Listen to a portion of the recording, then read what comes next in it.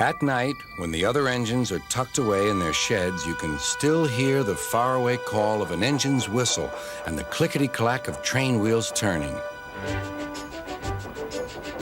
This is the sound of the mail train. One train is pulled by Thomas and the other by Percy, as the loads are too heavy for one engine to do the work alone. The mail is loaded into freight cars at the harbors, and the engines pull their trains through the silent stations, delivering their precious loads.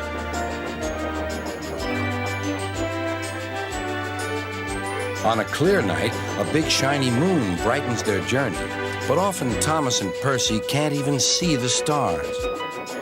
But whatever the weather, lamps along the track always light their way. One night, Percy was waiting at the junction. The main line train was late. At last, Henry arrived. "Sorry," he puffed. "The mail boat from the mainland was delayed." "Come on, Percy," said his driver. "Let's make up for lost time." Percy puffed along as quickly as he could, but the sun was already rising as he finished his work. Never mind, thought Percy. It's nice to be up and about when it's the start of a new day and there's no one else around. Percy was not alone for long. "Bother," said Percy. "It's that dizzy thing, Harold." "Good morning," whirred Harold. "I always said railways were out of date, but you're so slow with the mail. You should give everyone their stamps back." Percy was too tired to explain. "Bird brain," he muttered. "Good morning, Percy," called Duck.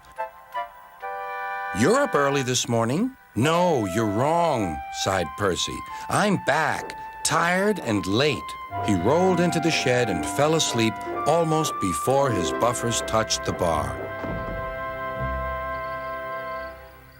His driver decided to set off early that evening. Thomas was waiting at the station. "Thank goodness I have a chance to speak to you. Driver says that the person in charge of the mail has complained to Sir Topham Hatt about the delay last night." "But that wasn't my fault," replied Percy. "I know," said Thomas, "and so does Sir Topham Hatt. But this mail person wouldn't listen. Tonight we'll just have to be quicker than ever before." The engines were just leaving when they heard a familiar buzzing. "I say, you two, there's news flying about." "Where?" puffed Percy crossly. "All over the place. They're going to scrap the mail train and use me instead. Wings work wonders, you know. Always." "Rubbish," huffed Thomas. That night, everything ran like clockwork. Thomas and Percy steamed through the stations, making good time everywhere they went.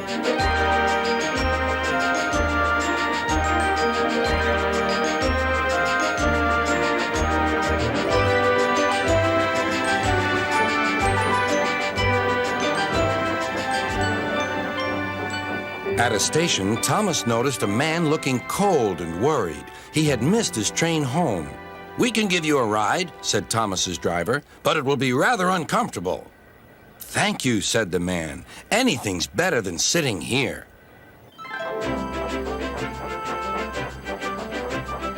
The next afternoon, Percy passed the airfield and saw Harold. "Hello, Lazy Wings. Are you too tired to fly today?" "The wind's too strong," grumbled Harold. "I've been grounded." "You need rails," laughed Percy. "They work wonders, you know. Always." That night, Sir Topham Hatt showed the two engines a letter. It was from the man who missed his train. "He thinks you are both splendid, and everyone says that the mail train is the pride of the line."